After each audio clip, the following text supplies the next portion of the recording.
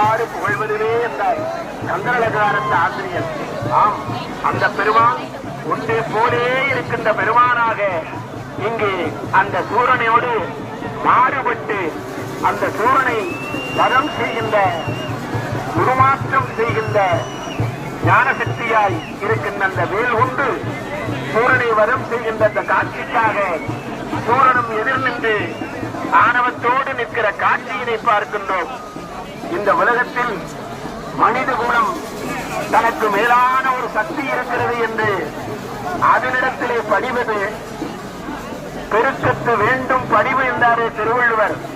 நாம் செல்வம் பெறுகிற போது, பதவி பெறுகிற போது, உயர்வு பெறுகிற போது இந்த உலகத்தில் நமக்கு மேலே ஒருவனடா அவன் நானும் தெரிந்த கலைஞனடா என்ற தனக்கு மேலான சக்தியை தான் மேலான நிலையிலே இருந்தபோது கூட படிகிற சக்தி வேண்டும், படிவிற குணம் கொண்டிருக்க வேண்டும்.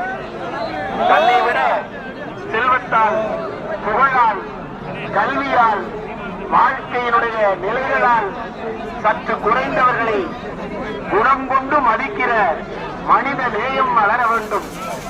அப்படி இல்லாத ஆணவ சக்தியாக இருக்கின்ற அந்த சூரனை முருகனே வரம் செய்வார், முருகனே மண்ணுலகத்திற்கு வந்து வரம் செய்வார் என்பதுதான் ஆணவத்திலும் அதிகாரத்திலும் மாயையிலும் போதையிலும் இருக்கின்ற மக்களுக்கு முருகனே வந்திருந்து அவர்களை மாற்றுவார், அந்த சக்திகளை சம்ஹாரம் செய்வார் என்று உலகத்திற்கு காட்டத்தான் முருகப்பெருமான் மண்ணுலகத்திற்கு வந்திருக்கிறார்.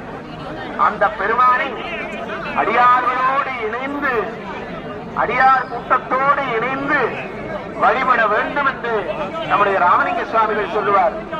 எப்பேற்பட்ட அடியார்களோடு இணைந்து நாம் எல்லாம் இந்த முருகப்பெருமானை தரிசிக்கிறோம்.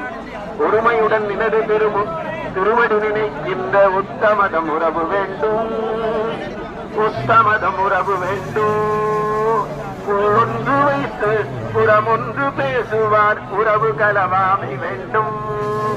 பெருமை பெரும் நினது புகழ் பேச வேண்டும், பொய்மை பேசாதிருக்க வேண்டும்.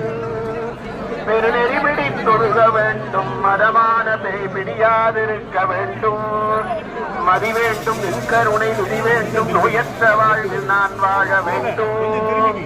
மதி வேண்டும், நின்கருணை விதி வேண்டும், நோயற்ற வாழ்வில் நான் வாழ வேண்டும்.